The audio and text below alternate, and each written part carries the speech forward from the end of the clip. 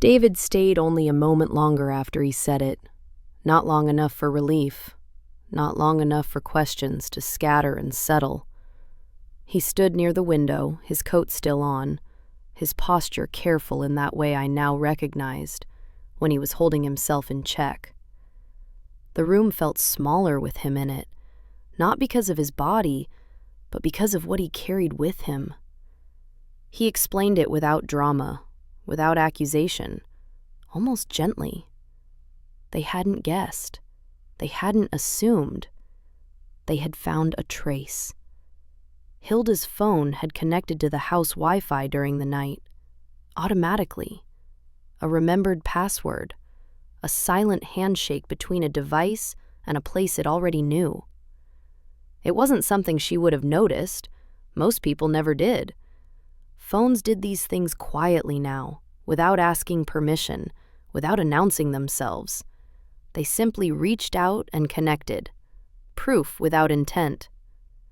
The timestamp mattered. It placed her there after I had left. David told me this like a fact, not a revelation. Like something already processed, already weighed and filed away.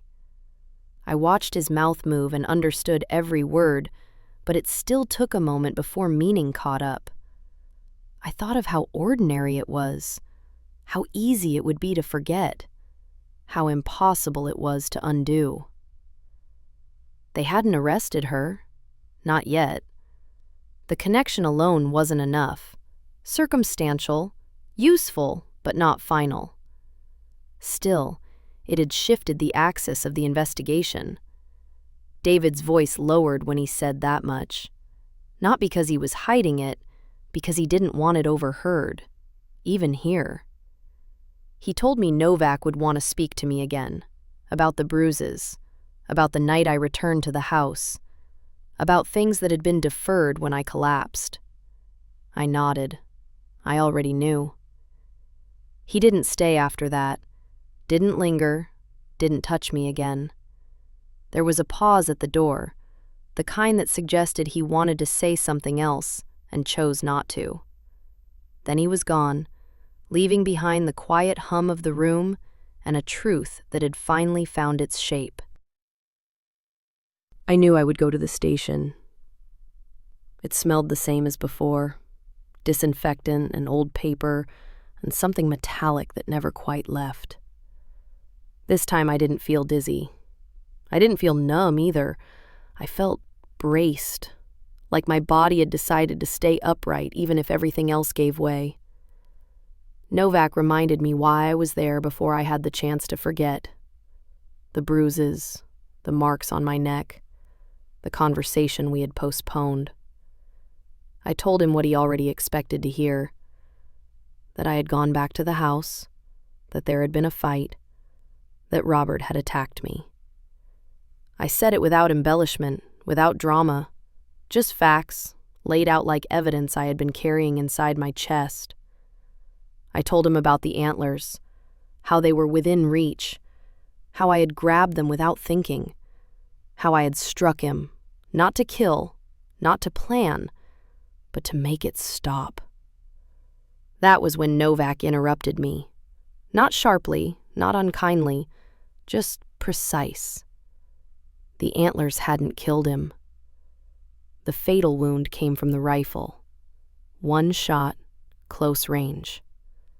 He explained it the way professionals do, clean, contained, as if clarity itself could soften the impact. My hands, he said, had tested negative for gunshot residue. No powder burns, no particulate traces consistent with firing a weapon. That was when I understood what they had been doing the first time. The swabs, the careful handling of my fingers. Back then I had been too shattered to notice. Novak didn't dwell on it. He wasn't interested in rehearsing what they had already ruled out. He moved on quickly, efficiently, like a man aware that time mattered more than reassurance.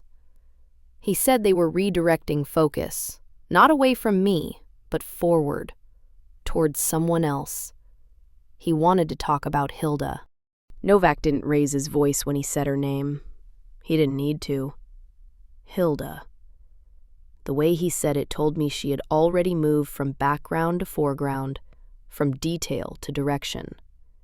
He explained what they knew now, that her phone had connected to the house Wi-Fi after I had left, automatically, saved network, no effort required, just presence. He said it plainly, almost apologetically, as if he knew how ordinary that sounded, as if that ordinariness was the most dangerous part of it. They hadn't noticed it first, or rather, they hadn't looked there first.